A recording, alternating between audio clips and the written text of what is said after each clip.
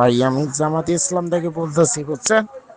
আপনি আমাদের লোকগুলি বলে ধরতেছেন, জামাতের লোকগুলি ধরতেছেন, আপনি আর ওসি বলে ধরতেছেন লোকগুলো, নালে ধরা করেন, নালে কোনো অবস্থা পরে কিন্তু খারাপ হবে, কিন্তু আপনার কোনো বাড়িঘর সব কোনো জ্বালাই দেবো, কিন্তু আপনার দেশ শুদ্ধ আমরা ধ্বংস করে দেবো। আপনি লোক ওটা বদ্ধ করেন, আপনি আর আপনার ওসি বদ্ধ করেন, নালে কোনো অবস্থা খারাপ আছে কিন্তু, বুঝছেন কি কইছি?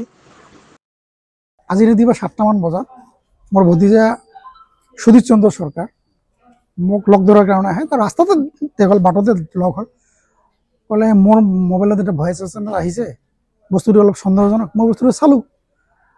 বাংলাদেশৰ কুখ্যাত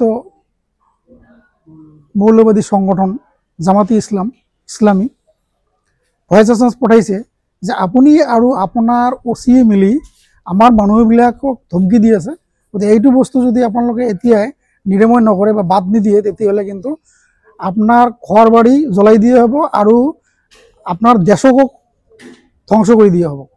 এনেকৈ ভাবুকি দি মানে ভইচ মেছেজ পঠাইছে। এই বস্তু মই চালোঁ। তাৰপিছত মই ক'লোঁ যে ঠিক আছে, তুমি যোৱা থানাত এটা কমপ্লেইন এটা দিয়া। তাৰপিছত ঘৰত গ'লোঁ। মই যে মোৰ এটা সন্দেহ লাগিল, মই কৈছোঁ মোৰ তাত আছে নেকি চাওঁ। তো মোৰ মোবাইলটা খুলি ময়ো দেখিলোঁ ছেইম একে নম্বৰৰ পৰাই ছেইম একে কথাটোৱে লিখি দিছে। তাৰপিছত মই ৰাতিপুৱা আহিলোঁ, অচি ছাৰ লগ নাপালোঁ যদিও, এতিয়া আহিলোঁ, আহি কমপ্লেইনটো দিলোঁ। এতিয়া বিহিত ব্যৱস্থা আমাৰ পুলিচ প্ৰশাসনে কৰিব বুলি মোৰ বিশ্বাস। মোৰ সন্দেহ হৈছে যে আমাৰ ইয়াৰ কোনো মানুহ ইয়াৰ লগত জড়িত নহয়। মোৰ নম্বৰটো কেনেকৈ পাব?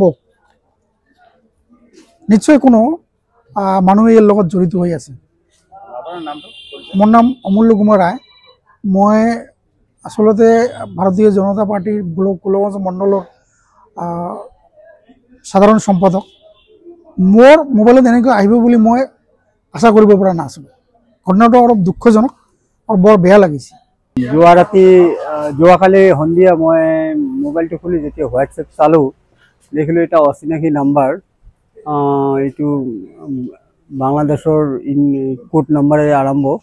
এইটো হোৱাটছএপটো খুলি দেখিলোঁ কিছুমান ভইচ মেছেজ পঠাইছে, আৰু মেছেজবোৰত জামাতে ইছলামী এইটো কিবা এটা সংগঠনে মানে ভয় ভীতি প্ৰদৰ্শন কৰিছে। আৰু সিহঁতে কেইবাটাও SMS পঠাইছিল। এইটো SMS কেইটা শুনিলোঁ যে আপুনি প্ৰেচিডেণ্টৰ লগত নাইবা থানাৰ অচিৰ লগত গৈ বস্তুটো যদি চেক নকৰে, গোটেই ভাৰতৰ নাম্বাৰ আমাৰ ওচৰত আছে, কথা বেলেগ হ'ব। এইটো ঠাই মেনশ্যন কৰি কোৱা নাই, গোলকগঞ্জ এনেকুৱা কোৱা নাই। ভইচ মেইলটোত কৈছে, এটা ভইচত কৈছিল যে আপোনাৰ থানাৰ অচি নাইবা বিজেপিৰ প্ৰেচিডেণ্টৰ লগত এই SMS-টো চেক কৰি ল'ব, নহ'লে বিপদ হ'ব। মোৰ পৰিচয়, মোৰ নাম শ্ৰী সুধীৰ চন্দ্ৰ সৰকাৰ, মোৰ ঘৰ লক্ষীমাৰী ৩য় খণ্ড। মই এনে মানে সীমান্ত চেতনা মঞ্চ পূৰ্বোত্তৰ লক্ষীমাৰী ছেক্টৰৰ প্ৰেচিডেণ্ট হওঁ। আপুনি বিচৰা বাতৰি পাব কেৱল নিউজ 18 এপত।